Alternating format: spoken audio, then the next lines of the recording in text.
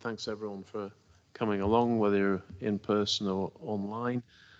If you are online, if you can all mute yourself, that would be great. And when the other thing is, if your proper name isn't showing up, if you could change your name and put the organisation that you're from, if you're online, that'd be very helpful. Then when we've had the presentations, I will invite comments or questions. And those of you online, if you just put your virtual hands up, if you want to come in, and Josh, who's with me in the room, will alert me, and we'll get to you. So welcome again to the cross-party group on sustainable transport. We're doing a relatively short inquiry into decarbonisation of public transport, and tonight we're looking at railways. So, but before we get to that, can I ask if we've got any apologies? We have, oh yes. We have 8 apologies. Do you want me to read them out, or? The MSPs are Sarah Boyack and Mercedes Villalba, and then 6 NGOs. Can you just mute yourself if you're online, please? Thank you. Jenny Milne, Keith Irving, Ian Budd, Jane Ann Liston, Alistair McEnroy, and Vic McKinley. Okay, thank you very much. Any proposals for new memberships? We always have people who are keen to join. So we have 3 organisations asking to join at this meeting. The first is represented here, I believe. It's Tweed Valley Rail Campaign. And we have Gus Russell. So I don't know if you want Gus to... Yes, Gus. Tell us about yourself, why we should admit you. We want to reintroduce a railway line between the Borders Railway and the East Coast Main Line going through the Scottish borders, and it of course is crucial to part of the solution for more sustainable transport and decarbonisation, but crucially getting people to invest and stay in the Scottish borders. Okay, thank you. A second organisation that's asked to join us, the Scottish Rural and Islands Transport Community. Now, I don't know if anyone is here from that organisation. Anyone here? No. I would certainly recommend them as members. We've had some dealings with them. And, yeah. And Age Scotland. And then Age Scotland's the third organisation. And again, I don't know if there's anyone here from them. Anyone from Age Scotland? No. Okay. So I think they all look perfectly good organisations. I guess we're happy to admit them. Right. They're all admitted. Fantastic. Good. So with that, then I think we'll move on to our speakers. We've got 2 speakers, but they're a double act. They inform me. I don't know if there's any jokes there. We'll wait and see. So we've got David Clark. David's Technical Director at the Railway Industry Association. And his sidekick for tonight is Lee Pounder, Regional Director of SPL Power Lines. So who's going first? I will, Mr. Chairman. That's David. He's the straight man. Double act. Okay, thank you very much for the opportunity to speak to the cross-party group this evening. This is a topic that we think is important to the public, to future generations and to industry. So if I could have the next slide, please. So just a little bit of introduction. As has already been said, my name's David Clark. I'm the Technical Director at the Railway Industry Association, and I'm the Director responsible for our activities in Scotland. I've lived and worked in Scotland, and I've got 35 years rail experience, including, back in the day, East Coast Main Line electrification. I also wrote RIA's Electrification Cost Challenge back in 2019, which reviewed the issues that had arisen on the Great Western Programme in England, which put electrification in a bad light because of the cost overruns. And there was lots of lessons were learned from that. And as I'll explain in due course, actually in Scotland, we were delivering quite well in that period. Lee, would you like to introduce yourself? Thanks, David. Thanks, Graham. So, yeah, Lee Pounder, I'm the Regional Director for SPL Powerlines. Slightly less experience than David, at just over 15 years. Initially working for Network Rail, but more latterly working for Tier 1 framework contractors here in Scotland. I have significant multidiscipline project experience. I've included new electrification schemes such as Foley Town to Mid Calder and Paisley Corridor improvements that we delivered here in Scotland. Thanks, Lee. Just a bit of context about the Railway Industry Association. We're a UK-wide trade association for rail suppliers. So our members do all the things you need to build a railway, from building trains to infrastructure to design and to all of the suppliers that support those. And about 60% of our members are SMEs, but many of the big well-known companies are also our members. We've established within RIA a number of nations and regions, and RIA Scotland is governed by a leadership group of which Lee is a member, and through that we represent our members based in Scotland and campaign on behalf of the Scottish supply chain. Again, a bit of context. Rail in Scotland is perhaps bigger than many people realise. We represent about 3 billion of economic activity in Scotland, 56,000 jobs, and those people pay about $1 billion in tax every year. And we see that industry as being essential, not just to public transport, but to the Scottish Government's agenda for economic growth and decarbonisation. Next slide, please. So, as a trade association, of course, we have our asks. On the left are our asks at a UK level under what we call the Decarb 23 campaign.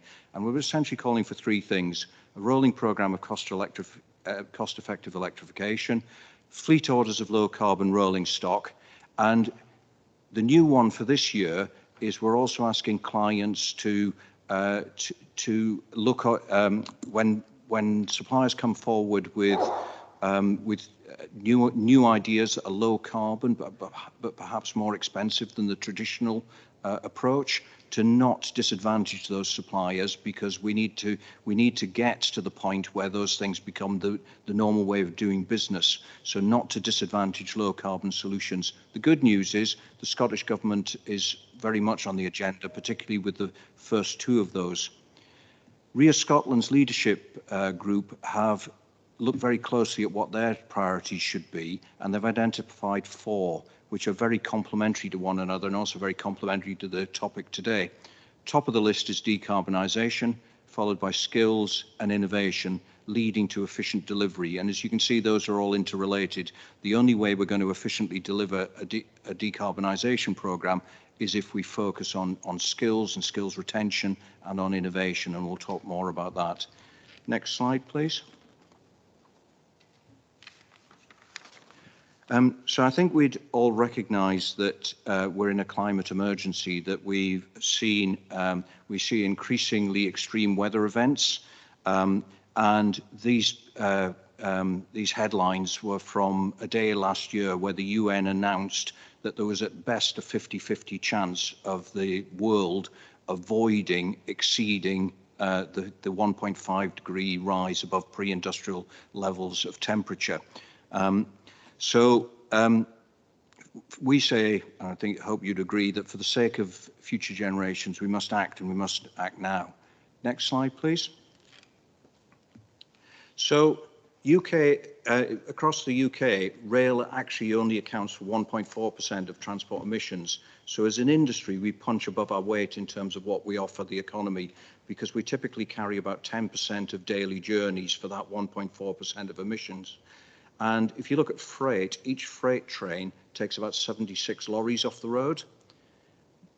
But the issue for all of us in transport is that actually transport's the only sector where carbon is increasing because of the increasing demand amongst the public and for mobility.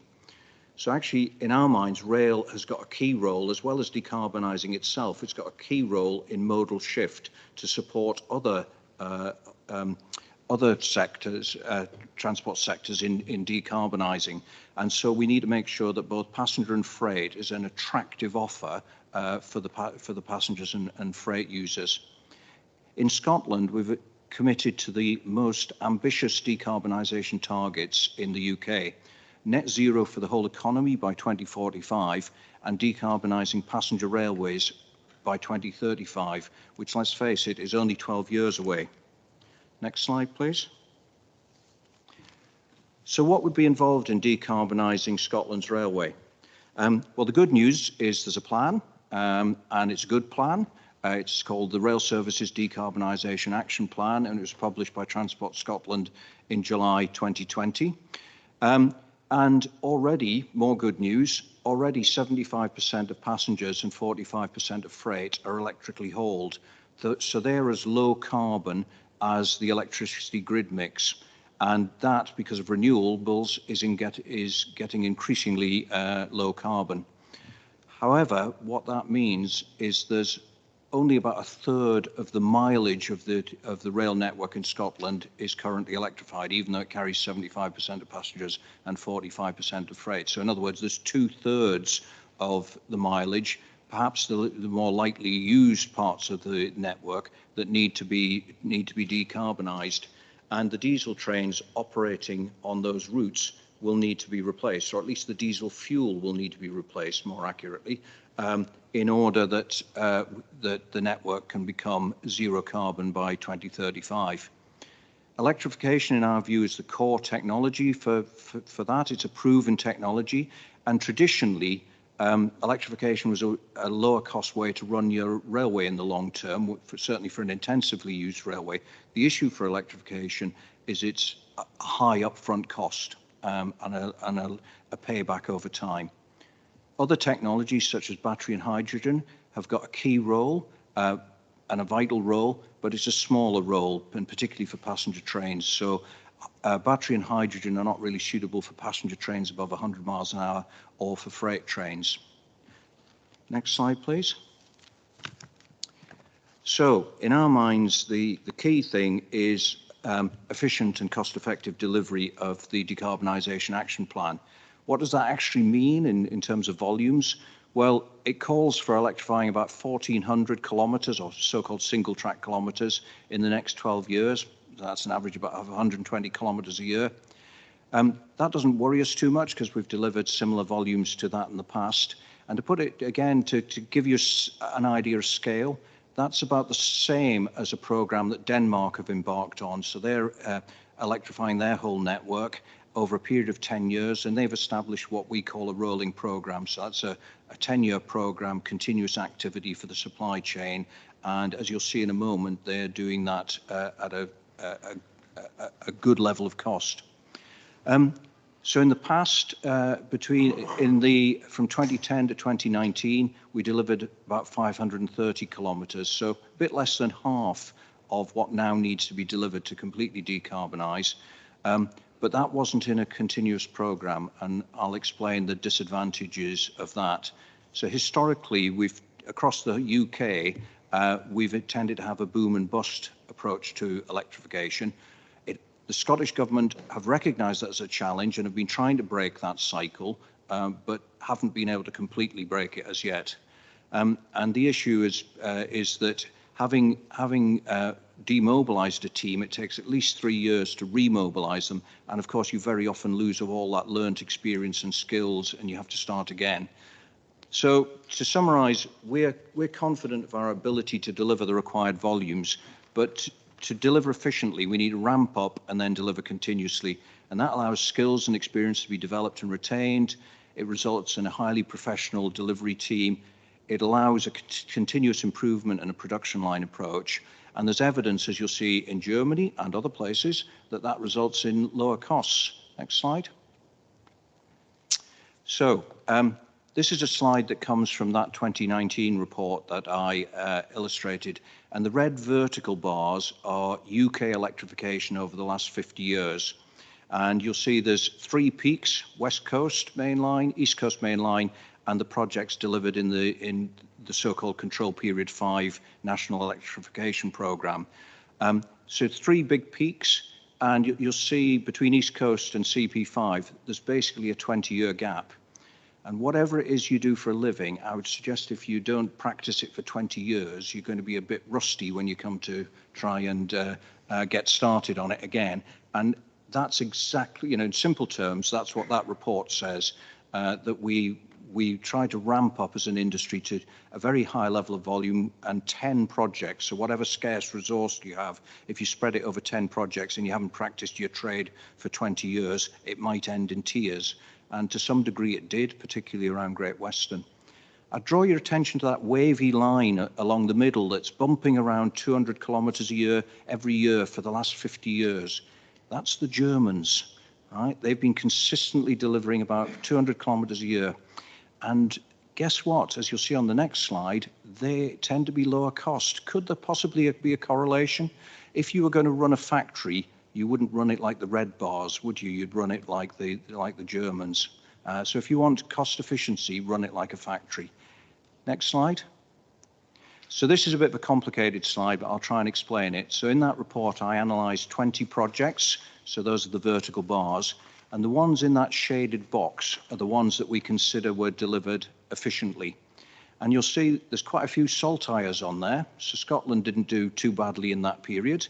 You had one particular problem project, Edinburgh-Glasgow, but lessons were learned from that quite quickly and reapplied to other projects. You'll also notice Germany, which I've previously praised for a production line approach, and Denmark, who I've mentioned have got a rolling programme.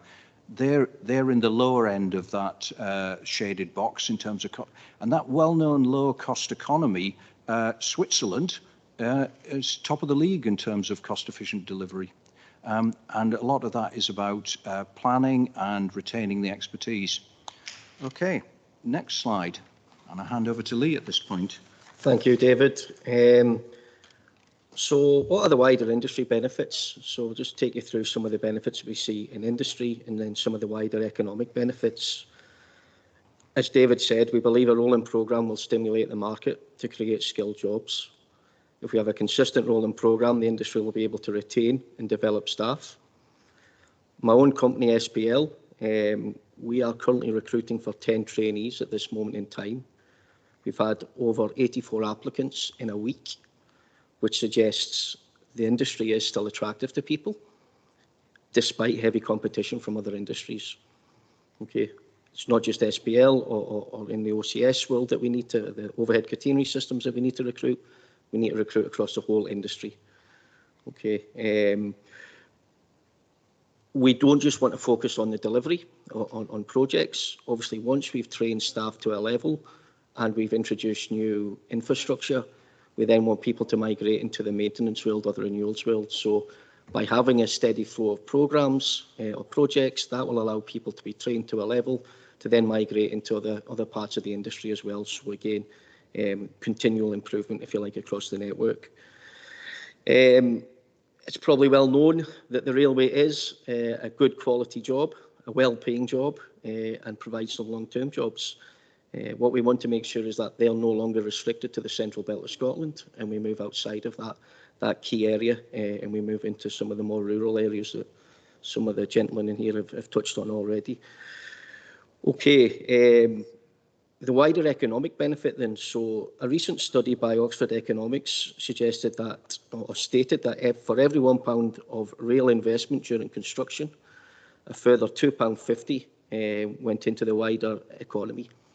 Okay, so that's bringing people to areas where they then start to spend their money, which is fantastic. The big thing around about the economic benefits, obviously we increase social mobility, which will help to reduce inequality that we see all around the rest of the wider extremities of Scotland. Significant economic value in bringing people closer to jobs, education and leisure by creating new journeys and getting people out of cars. and goods onto rail, we will generate economic growth. Faster and more reliable journeys grows confidence in the rail sector, benefiting businesses and leisure financially. Okay, as a capture-all, continued investment will help stimulate the growth of education, employment, recreation and trade, both here in Scotland and beyond. Next slide, please. Okay, the elephant in the room. Even though we can deliver efficiently and electrification is a good business case, it requires major investment up front. And we're all acutely aware of the current financial predicament we're in. We're not deaf to this challenge. However, I think the real question may need to be, can we really afford not to invest? We're ready to continue to work with Network Rail and Transport Scotland to offer new efficient opportunities. Hopefully, we've demonstrated that boom and bust is inefficient and costly, so this has to be avoided. Lessons have been learned from historic control periods that a consistent rolling programme is now the critical to success. The earlier graphs are testament to this. We have never had consistency like our European counterparts. If we really want an efficient continuous delivery, perhaps we need to consider the followings. What is the right pace for delivery? If we have to deliver smoothly and efficiently, we need to start now.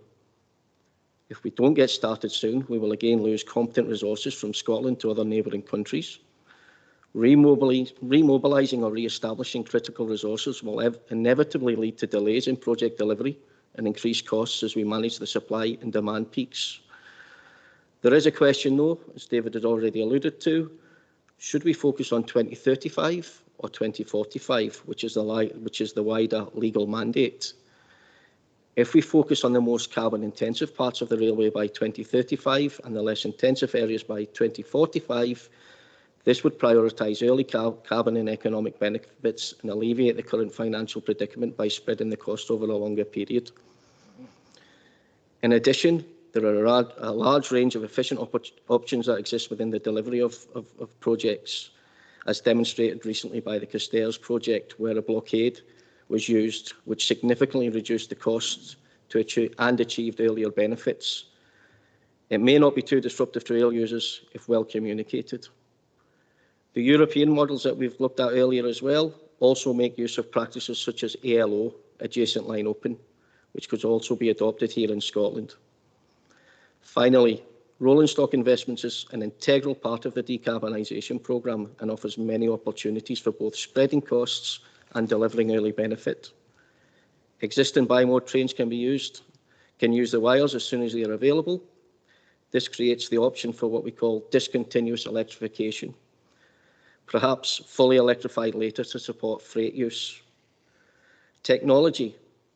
Battery capabilities will continue to improve, potentially allowing more efficient solutions to be designed and delivered at a later date. For lines in the far north and the west, it is likely that alternative technologies such as hydrogen may be more efficient. These can potentially be progressed independently in lieu of the current rolling programme of decarbonisation. Next slide, please, Josh. Okay, so just to recap on where we currently are at this moment in time, David reflected on the Decarbonisation Action Plan. So currently, the one job that is what we call in flight or in delivery is Glasgow to Barrhead electrification. We also have a commitment around the East Kilbride branch.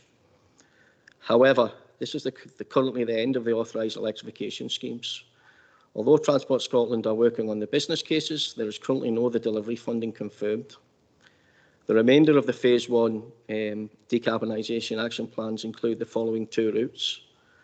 The Borders line, which is designed but not funded for delivery, and Fife.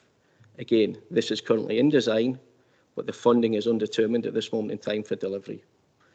Significantly, we do have a £160 million investment to enhance the traction power supplies in preparation for electrification across the whole of what we call Phase 1. These routes will allow the replacement of the Class Diesel 156 fleets, which become life expired around 2025-2026. In total, the Decarbonisation Action Plan has circa 200 STK single track kilometres, which is very welcome. However, that's only 15% of the work to be done. The important thing to note there is that whilst the plan has 200 SDK, we are only funded for 40. Whilst we see strong government intent to decarbonise funding, it's a major concern, and in the meantime, the supply chain has no visible pipeline against which to invest and recruit. To reiterate, once East Kilbride project finishes, there is no work for critical electrification delivery resources, and we risk losing that expertise to other parts of the UK or abroad. This is a risk even if there's a gap in the programme due to the high demand for electrification resources. It is foreseeable that they will migrate to other more committed countries.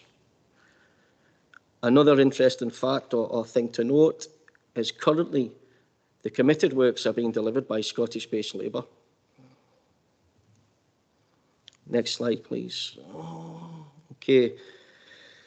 So to reiterate our ask, if you like, our next steps, we would like to continue to work with the supply chain to design a programme which balances the challenges of funding and building up a sustainable resource pool while prioritising carbon reduction and economic benefit.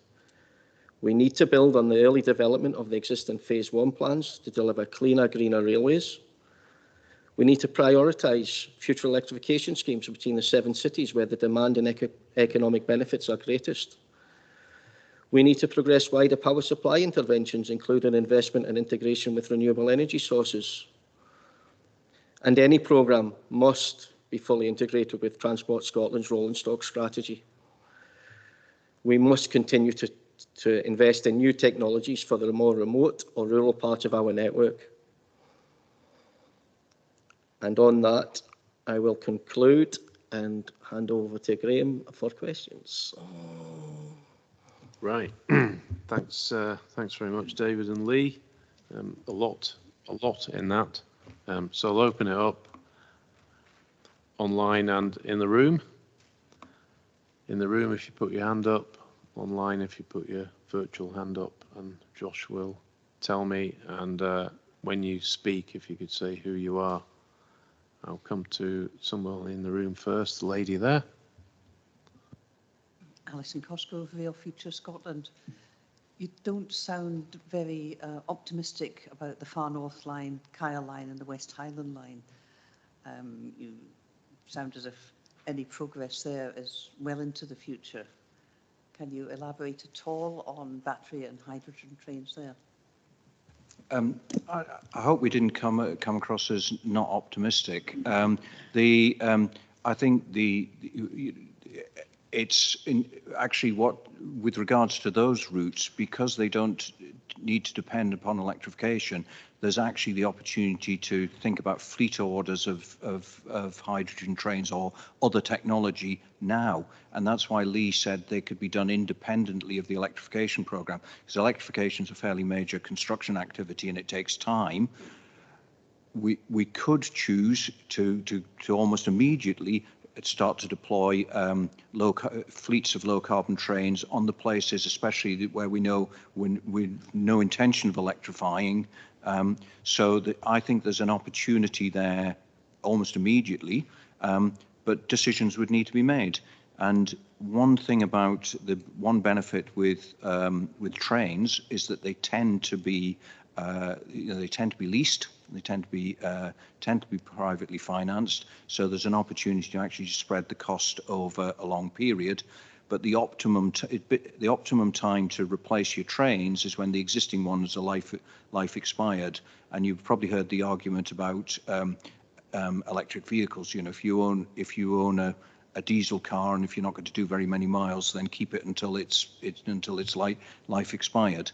So you'd have to look at the age of the trains, and when they're reaching the end of their economic life, that's the optimum time to start replacing. But I know Transport Scotland are already looking at a comprehensive rolling stock programme. Okay, thank you. David Giles online. Good evening. We're clearly, can people hear me? Yeah. Yes. Sure. We're clearly all focused on the West Highland Line and the Far North Line, because my question is kind of related to the same topic. Have either David or Lee seen the article by Ian Walmsley in the May Modern Railways, in which he looks at the branch to Newquay in Cornwall, which is a 32-kilometre branch line off the Great Western, and suggests that given it has a very simple layout and could accommodate a speed limit of 50 miles per hour, if you use what he calls simple trolley wiring, it would actually be 15 times more expensive to run hydrogen trains on it than to electrify and run electric trains if you look at the first 25 years. I'll pick that up, shall I? I haven't seen the particular article, but I'll now go back and look at it. Although I did mention hydrogen, I specifically said low carbon rolling stock, because there are a number of solutions, and there are some challenges with any technology, and hydrogen is quite energy intensive to create, and obviously quite challenging to create and store. So that you have to think, the railway is a whole system, and you have to think of the whole system. So whilst the Scottish Government's current decarbonisation action plan hints at, or not more than hints, suggests that hydrogen is the likely solution for those routes, I think there are other technologies that are well worth considering. So you've got to look at it as a whole system. Trolley wire might be a solution worth looking at, but you've got to look at all the options. And that the supply chain who we represent are in a position to offer you a range of options and simulate what they might be able to deliver, so that informed decisions can be made. Okay, thank you. Did you want to pick up? I was just going to add a couple of little things there. I think some of the points that we're trying to get across around about prioritising the industrial benefit as well as the economic benefit might come across as negative to some of the more rural areas, but that's absolutely not the case. I think it's just understanding the predicament that we find ourselves in at this moment. I think the benefit that does bring, though, is, as David says, we can look at new technologies. Battery technology is maturing all the time. I'm sure hydrogen technology is maturing all the time. There's innovation in overhead line technology all the time. If we can prioritise the right routes at the right time and give ourselves some time to then look at more efficient deliveries for rural routes, that's got to be a win-win situation, I believe. If I can have a last 2 seconds. Hang on. I've got a lot of people want in, so He's I'm going to let. quick. No, hang on. Can you mute? Just mute, please. I'm going to let somebody else in the room. Thank you. Thank you, Chair. Tom Flanagan, Policy Advisor with Transform Scotland. I'd like to thank David and Lee for the presentation. I think it's you've made a really solid case there for do it like the Germans, and the benefits will accrue from a continuous rolling programme. I think you might have actually underestimated the economic benefits, because there's something in economic development called agglomeration effects, which is, there's jobs and training come out of the investment, but then the product of that investment will also generate additional benefits. So basically the whole will be greater than the sum of the parts, and it's transport that can generate those agglomeration benefits because it makes the labour market more efficient. So it's more efficient to get to education, to get to training, to get to jobs. It can expand the travel to work area so people can get to those things more quickly. So it's very difficult to actually define the economic benefits from a single transport project, but the network, the system of an efficient transport network will actually provide some of those agglomeration benefits. And it's what cities have found, like Manchester, in terms of its tram system and various other things. So the question is, and I'm not sure whether David and Lee know, or maybe somebody on the call knows, has there been an evaluation of the Glasgow to Edinburgh electrification programme, and have those economic benefits actually been quantified, as well as the additional benefits that might have accrued from additional journeys people are making or additional efficiency of the system? Thank you. I don't know. It's a simple answer. I don't know whether you do, Lee. I mean, it sounds like it'd be very logical to look back at the accrued benefits from the investment in the 2010 to 19 period. I mean, I think as a rail user, I would observe that they've, the service is much better than it was. And also you now have, I think I'm right in saying, 7 electrified routes connecting Edinburgh and Glasgow. And the point there is not about getting to Edinburgh and Glasgow, it's about all the communities that sit along those 7 routes deriving those agglomeration benefits you talk about. Yeah, again, similar, David. I'm not aware of a study being done or any quantification, but the fact that you're seeing new stations being built and all the infrastructure that comes with that, it's probably a testament to exactly what you're saying. I think the last study that was potentially done in Scotland was probably on the Borders route, which was hugely successful when they reopened the Borders route. But it's probably a good study to do. That's a really good example, actually, because most people in the room will probably know that the Borders route was considered to be quite an ambitious business case, as in quite a challenging business case. If it had been yes, Minister, it would have been, that's a brave decision, Minister. But actually, the Minister was proved right because the patronages wildly exceeded the pre-construction estimates. Who else wants in? Yes, I know he has. I've seen him. I'll take someone else in the room for now. And yes. Thanks. Robert Sampson, Transport Focus. Going by your presentation, thank you for it. It was very interesting, but you're on about continuous electrification.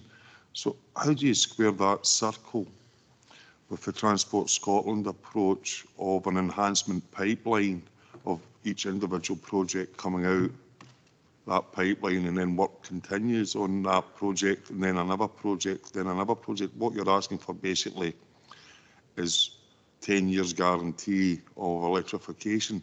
How do you get the Scottish Government and the Transport Agency, Transport Scotland, on board with that? Well, I don't think we've got too much resistance with the Transport Scotland. They recognise the benefits of a continuous level of activity, a rolling programme as we call it, and they're working on what they call a programme business case, which would be that sort of, let's say, 10-year business case within which there would be lots of individual projects as you describe. And I think getting the business case for the totality is really important, because historically there's been a business case for each individual project, and it's been a bit, there've been gaps between the projects. So if they can get that programme business case over the line, then I think we get the kind of result that we want. The issue that we're highlighting is that the electrification is a high upfront cost, and rolling stock is needs to be invested in. So in terms of the fiscal position, the government has got a challenge. It's how do they spread that cost? So that would be potentially within the programme business case. It's how do you spread the costs, and how do we help government and Network Rail identify the ways of delivering efficiently, and how do we haven't particularly talked about rolling stock, but how do we make sure that all the rolling stock options are optimised to, so for instance, as we've said, you can pursue solutions that are purely rolling stock, independent from the wires, as it were. So you've got different things you can trade off. Lee, do you want to add to that? Probably just to complement what you've said, David, I think it is a challenge. We are conventionally funded in what we call 5-year control periods.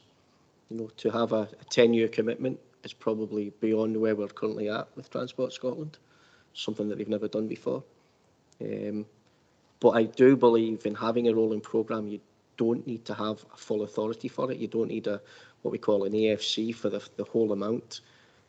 By breaking it into bite-sized chunks of doing maybe 50 STK a year, you can then go for funding for 50 STK and almost drip feed your funding That's the real tangible benefit of a rolling programme.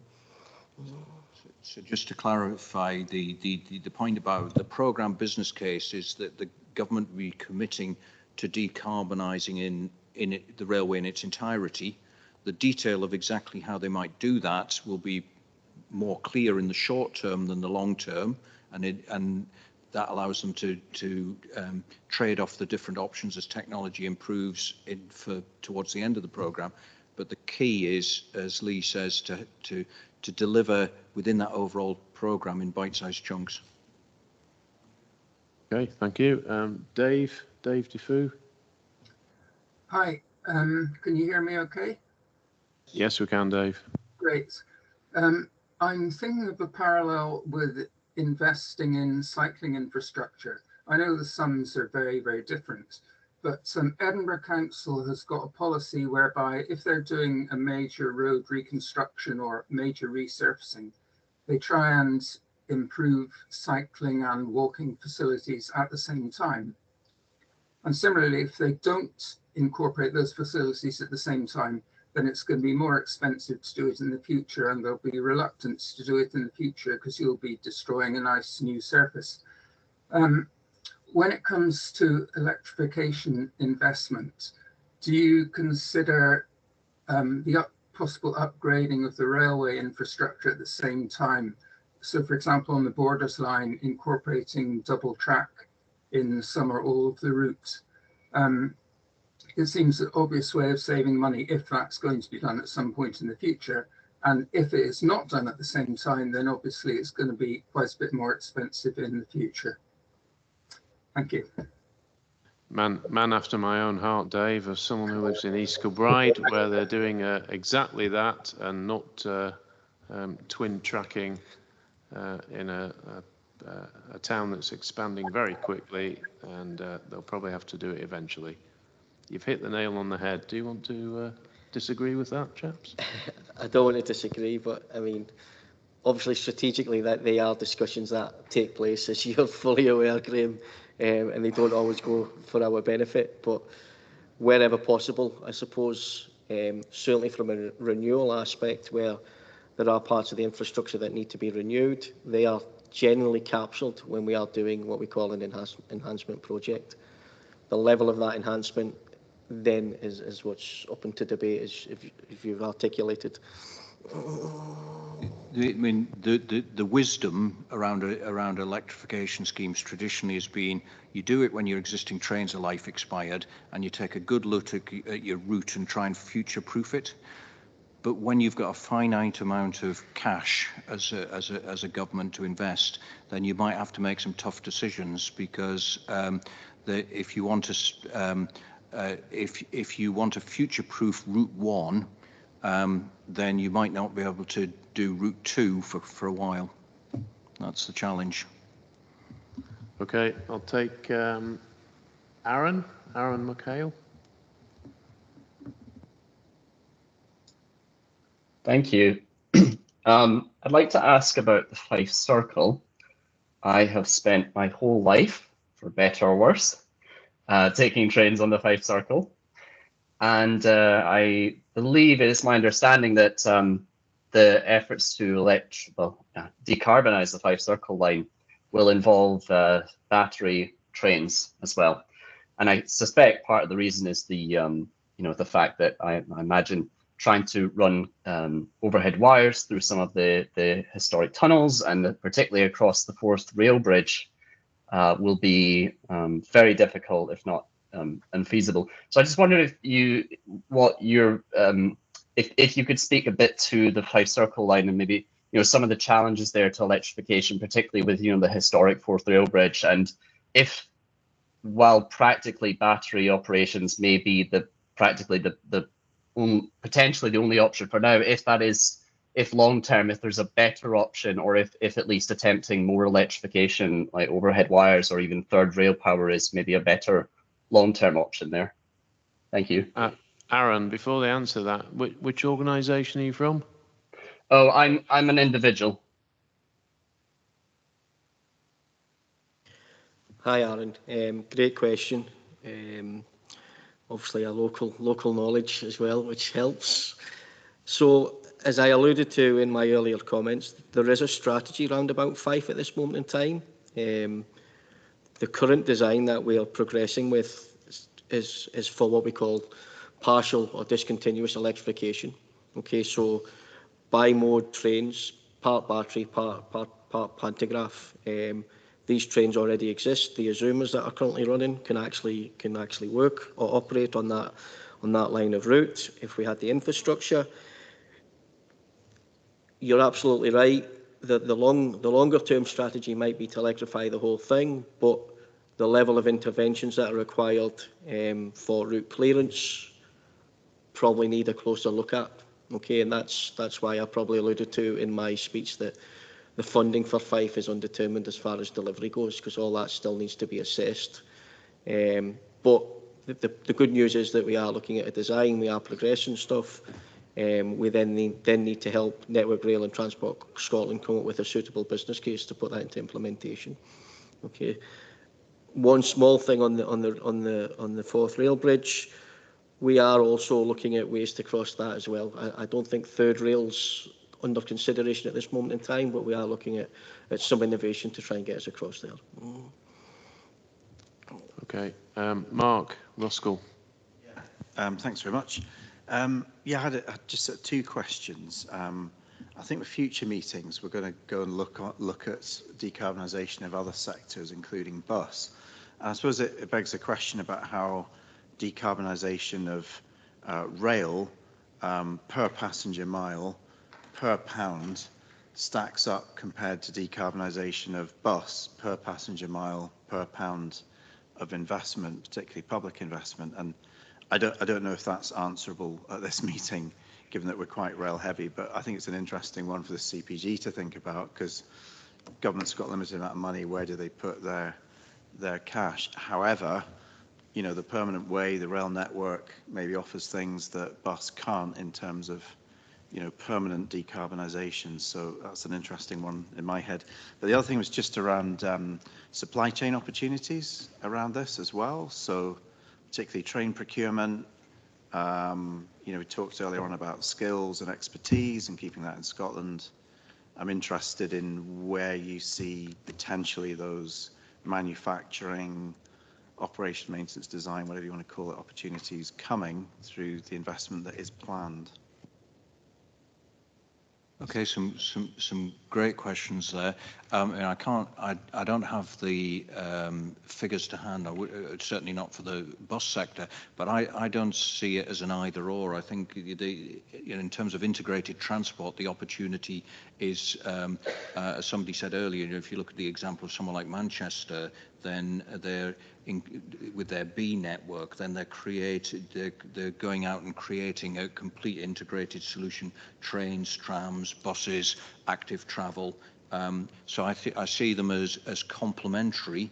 And as you quite rightly say, rail is very good at some things. So it's very good at long distance, high speed. It's very good at high density into major cities. It's very good at freight. So use the different modes for the you know, where they're best suited. I'm trying to remember the second part of your skills. Oh yes, skills and where supply chain opportunities in Scotland. Do you want to pick up the skills bit? I'll pick up the factories. Building what we need here, you know. Yeah. So again, as we've probably alluded to, as David said, 75% of the journeys are in the central belt of Scotland currently, and that's where a lot of the supply chain has been focused to date. That said, as we move up towards Aberdeen, Fife, that brings huge opportunities for local suppliers to enter the industry. Okay, so we have things like the SME Working Group, the Rail Cluster Group, where we invite SMEs in and give them as much visibility of the pipeline as we possibly can at this moment in time, and show them how to get involved, if you like, or become integrated with the delivery going forward. So just to come back to your question, you asked a question about rolling stock, and I would suggest that you shouldn't think purely about manufacturing. Most of the value in rolling stock is like aeroplanes. Most of the value is in the life cycle, in the maintenance of it over its life, and that value will tend to be local in the depots that you establish to maintain the fleet. If you're going to invest in substantially renewing, and I think it's something like 60% of the Scottish fleet in a relatively short period, and you establish a factory to do that, and then it doesn't have any work until you renew that fleet again, unless it can find export orders, that's a challenge. And we have got, in the UK-wide, we've now got rather a lot of train factories compared to the number of likely orders that we're going to see in the coming years. So I think I would focus on where the life cycle value is, and try and make sure that lands within Scotland. Okay, Ken Haig. Thank you, Chair. Can you hear me okay? Yes. I'm Ken Haig at Leave Mouth Rail Campaign. My question is a general one, doesn't electrification programme offer communities an opportunity to have active travel routes built at the same time beside railways wherever possible, as you have the contractors on site, you get economies of scale, it benefits in terms of connectivity and supports local communities whilst enhancing access by the public to the railways, and it offers a chance of joint investment between Scottish Government and local councils. Thank you. Was it Ken? Yeah, Ken, you're absolutely on the button there. If you've been following Leaving Mouth Reconnect, that's exactly what we're doing there. Okay, so we call it intermodal or end-to-end journeys. Okay, so that's exactly what we're trying to achieve. And your point about local authority is really important too. I think transport has to be a partnership, certainly public transport, and partnership between as it were the big railway and local transport is really, really important, and active travel too, as you highlight. Good. Ken's happy. Yes. Thank you. Yeah, Paul Tetlaw, Transform Scotland. Lee, you used a term, £160 million investment for traction power enhancement. Could you explain what traction power enhancement is? And if I could just carry on, perhaps for David, or either of you, you talked about Borders and Fife Circle are being designed but not yet funded.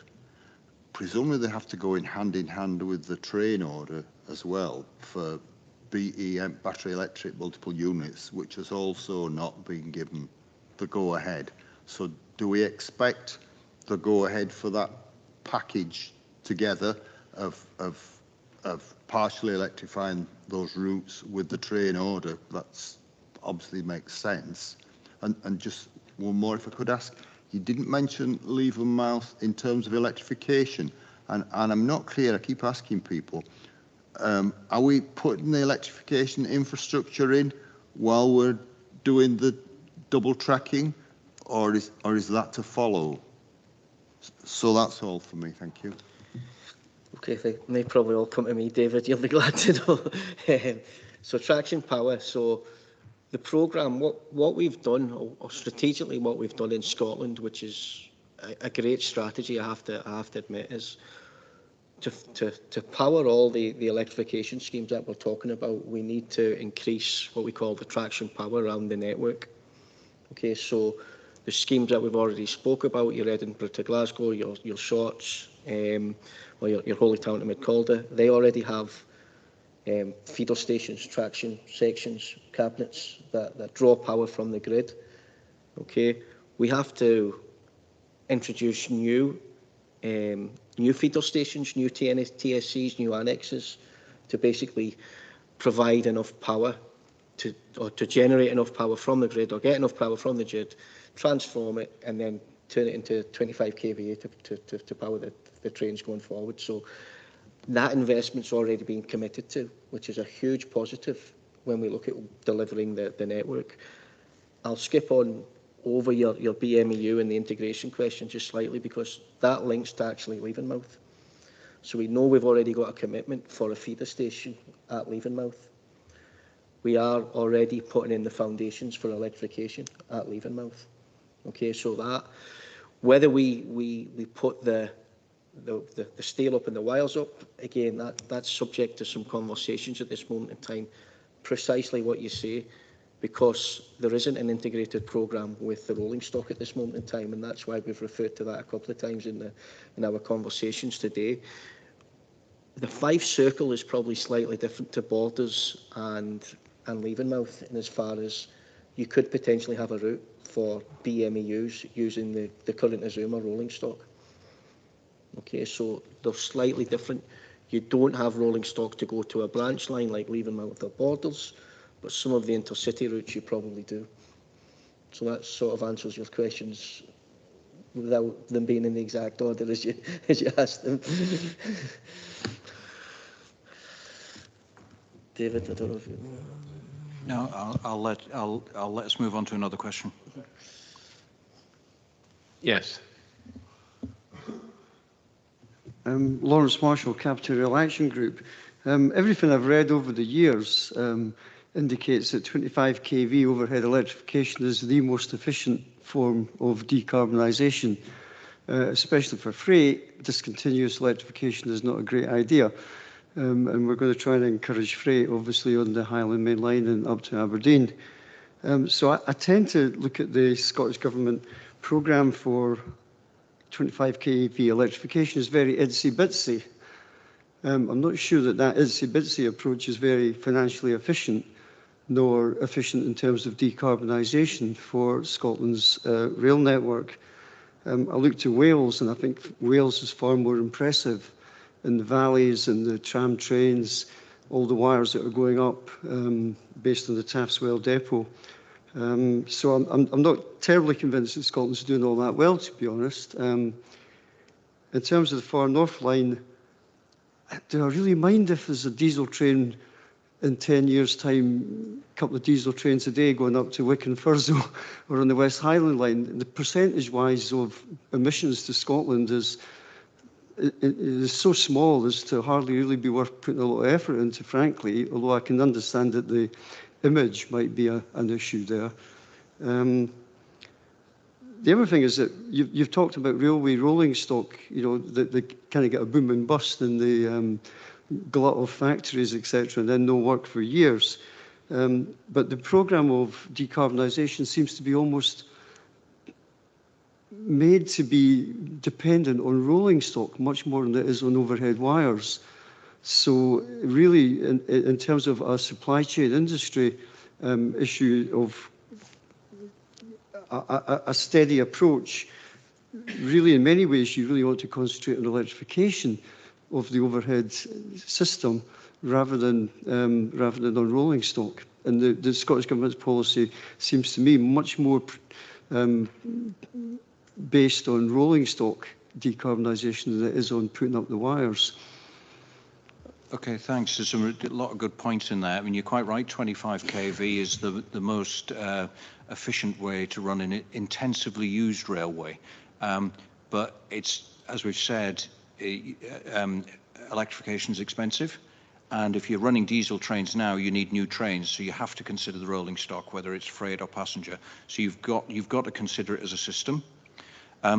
For routes that aren't intensively used, electrification is actually very expensive, and it's potentially a bit of a luxury in a financially constrained situation, or either in any situation. And there are a number of rolling stock only solutions which would allow you to run a less intensively used line without wiring it. And as we discussed earlier on, there are advocates for hydrogen, there are advocates for other solutions.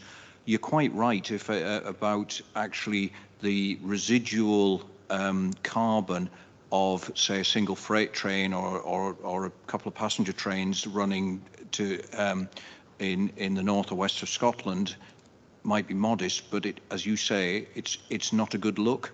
and there are solutions to decarbonise those things. You mentioned